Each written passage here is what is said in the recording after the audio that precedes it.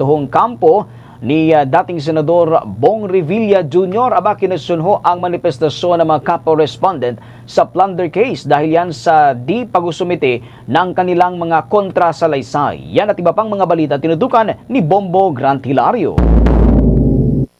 Kinuwestiyon ng kampo ni former Senator Bong Revilla Jr. ang isinumiteng manifestasyon ng ilang mga kapwa-respondents ito sa reklamong plunder na kinakaharap. Ayon kay Attorney Francesca Senia, tagapagsalita ng dating mambabatas, ikinagulat umano nila ang hindi pagsusumite ni na former Department of Public Works and Highways Undersecretary Roberto Bernardo, Engineer Henry Alcantara at Gerard Opulencia ng kontrasalaysay. Kahapon kasi sa nagrap na preliminary investigation ukol sa reklamong plunder na isinampal laban sa kanila ay personal itong dinaluhan ng mga respondents. Ngunit tanging si former Senator Bong Revilla Jr. lamang ang naghain ng counter affidavit sa prosekusyon habang ang mga kapwa-respondents naman ay hindi. Ibinahagi ng tagapagsalita ni Revilla na nagsumite kasi ng manifestasyon ang mga ito, nagsasabing hindi na nila sasagutin ang naturang reklamo sapagkat nasa ilalim na sila ng Witness Protection Program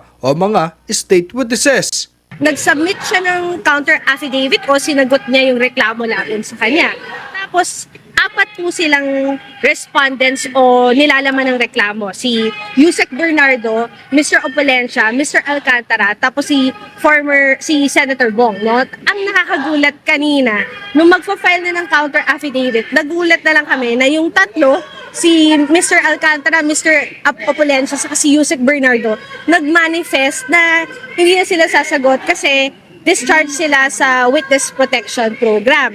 Kung kaya't dahil rito'y inihayag pa ng naturang tagapagsalita ang kanilang lubos na pagtataka kung bakit tila may iwan na lamang sa kaso ay si former Senator Bong Revilla Jr. Hinaing niya pawang lumalabas na hindi patas o unfair ito para sa dating mambabatas dahil matapos sampa ng reklamo ay tanging si Revilla lamang ang posibleng makasuhan. Sabi, di ba, parang at the very least, di ba, parang bakit ganun? Mapapatanong ka,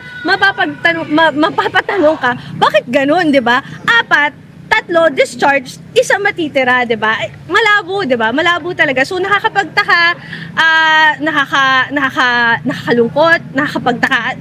Marami tayong kakaibang mararamdaman bago pa lang nangyari. So, hindi talaga malinaw kung bakit ganun at kung ano yung magiging implication or effects nun. Pero at the very least, tama kayo kasi parang dumadating, parang unfair nga talaga, 'di ba? Unfair.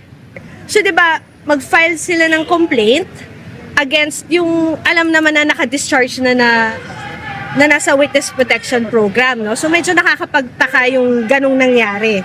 Ang panig naman ng ilang respondents na sina former Public Works Undersecretary Roberto Bernardo at Henry Alcantara ay tumanggi ng magbahagi ng kumpirmasyon o komento hinggil rito. Habang si former Senator Bong Revilla Jr. naman may pasaring sa mga individual na pilit siyang idinadawit sa isyu ng korupsyon sa flood control. Question ng dating mambabatas na papaano pa raw nakatutulog ang mga ito na nag-aakusa sa kanya. Hindi ko sa mga supporters niyo, sir. Paano nakakatulog yung mga nag-akusa sa akin? Sir, malinis ko fair sir. Ngayon po man, sa eksklusibong pagkakataon ng matanong ng Bombo Radio si former Senator Bong Revilla Jr. ukol sa kanyang pagdalo ng personal, kanyang pinasalamatan ang ilang mga individual nagpakita ng suporta sa kanya. Sir, good afternoon po. Message lang po doon sa nag-stay po kanina ng mga supporters niyo po from Cavite po. Maraming salamat. Thank you. Itinakda ang susunod ngunit isa sa pinalpang petsa ng preliminary investigation sa darating na ika-20 ng Pebrero sa kasalukuyang taon. Para sa Bombo Network News, ito si Bombo Grant Hilario and this is Bombo Radio Philippines, the #1 and most trusted source of news and information.